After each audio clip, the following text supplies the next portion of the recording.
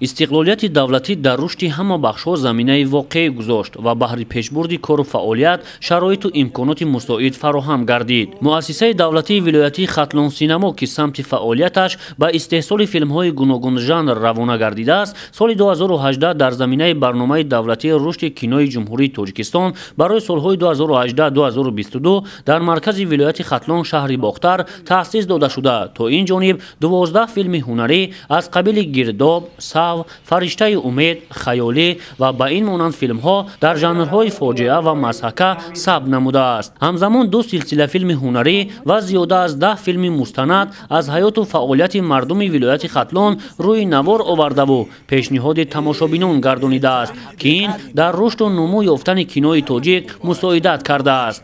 якчанд барномаҳои рушди кинои тоҷик қабул гардиданд, ки барномаи кунуниаш яъне барои солҳои 2023-2027 аст ва дар асоси ин барнома якчанд филмҳои хуби рақобатпазир ба сатҳи бозори ҷаҳонӣ яъне ки истеҳсол гардид ва аз он ҷумла дар муассисаи давлатии Хатлон синамо низ якчанд филмҳои хубу диданӣ ба навор гирифта шуданд, ки тариқи телевизион ва шабакаҳои иҷтимоию интернетӣ яъне ки пешкаши тамошобинон гардонида шуд. филмҳои истеҳсол намудаи муассисаи мазкур дар жанрҳои гуногун рӯи пардаи синамо оварда шуда, паҳлӯҳои мухталифи расму оин, урфу одат ва тамаддуни халқи тоҷикро инъикос менамояд. тавре мушоҳида шуд, аҳли ҳунар паси саҳнаи синамо мушкилоти зиёдеро паси сар менамоянд, то ин ки як филми ҷолибу диданӣ ва таъсирбахш эҷод гардидаву пешниҳоди тамошобин карда шавад. маҳсули эҷоди аҳли ҳунари Хатлон синамо агар аз якҷониб ба эҳёи ҳунару фарҳанг ва санъати мардуми тоҷик мусоидат намояд,